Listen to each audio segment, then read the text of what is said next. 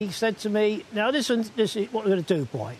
He said, we're going to Switzerland and you're going to direct this film for the Swiss Tourist Office, but we're going to stay on in the hotels.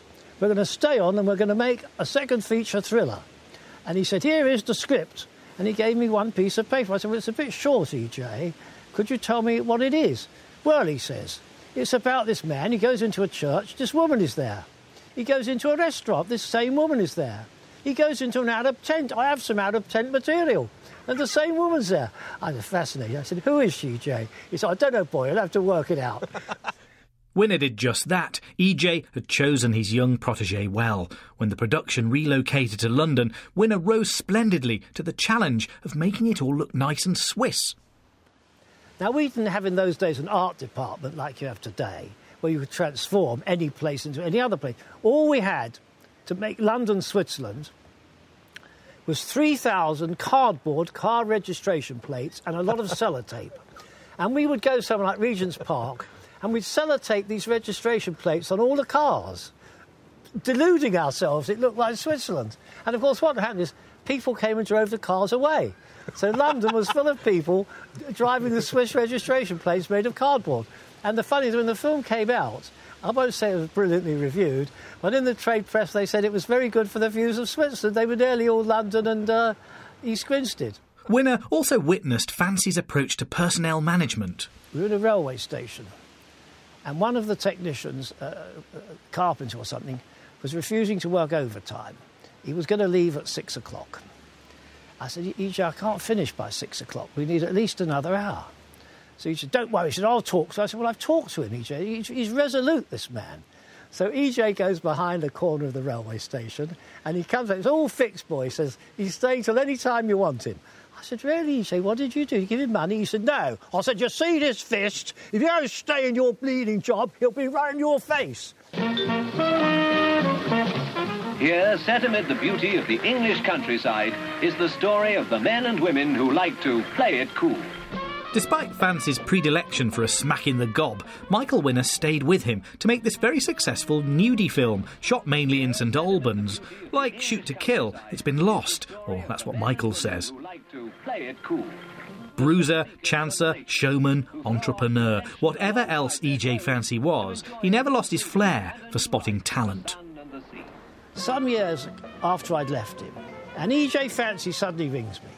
He says, Michael, I've got five people with me. They're the ugliest people you've ever seen, he said. They're so ugly, we'll have to make an haunted house picture with them. All you could do with them is have them haunt a house.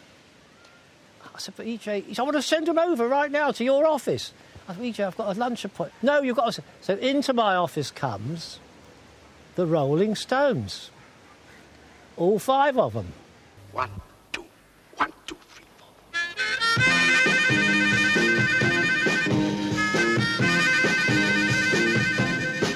Well, I was standing on the corner waiting to go home when I heard this sound that made me want to go. Well, it was coming from a doorstep across the street. The Stones and Winner never made their film, but other Poverty Row producers, spurred on by Fancy's example, appealed to teens by filming the work of their favourite bands, or people who looked a bit like their favourite bands.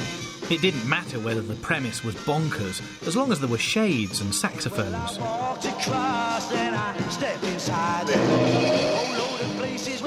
In this one, Kenneth Connor from the Carry On films is an alien who's come to Earth to negotiate a peace between two warring musical power blocks. Beatland and Ballad Isle, home to young Charlie from Casualty and his floral love swing.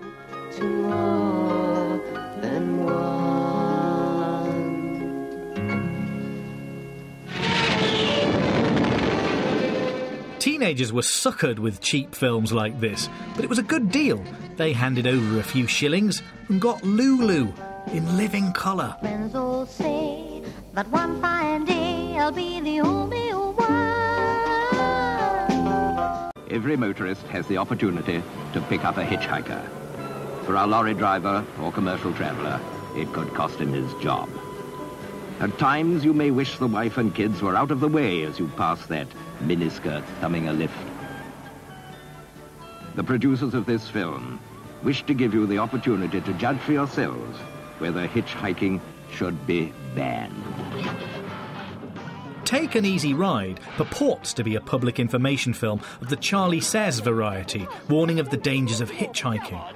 But it also offers jollies to anyone in the audience who gets off on the idea of sexual assaults on hitchhikers.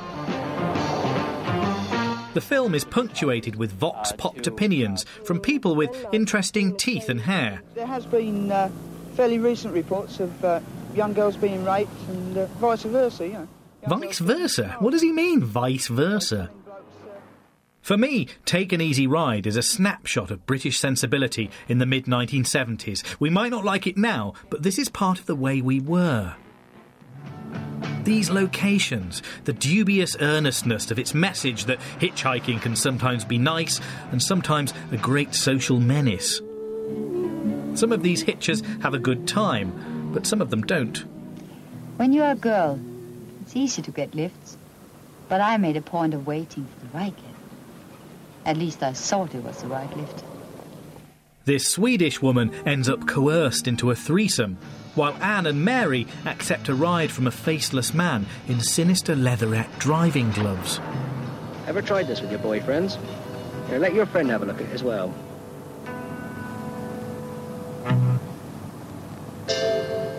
Don't you like it? Not much. What follows isn't very funny. Rape and murder, and suddenly this rather daft film has become brutal and ferocious. And this is the man who made Take an Easy Ride, the redoubtable Kenneth F. Rowles. Not sure what the F stands for.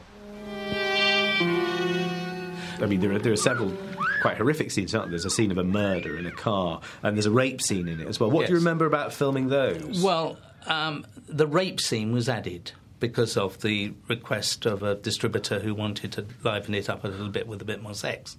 So that was like a request from the, to market this film, we want a rape scene in it. A bit more, yes, a bit more lively. Lively is one way to describe it, but Ken was only obeying market forces. Take an Easy Ride is a reminder that our past isn't always as pleasant a place as we'd like it to be. But that's one of the functions of the British B-picture.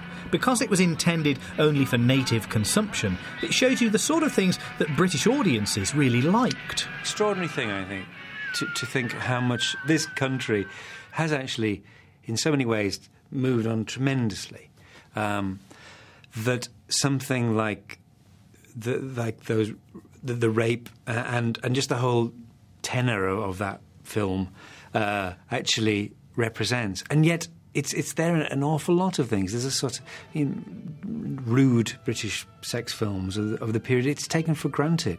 Take an Easy Ride and the films with which it was billed in Soho and elsewhere are the end game for British B-movies.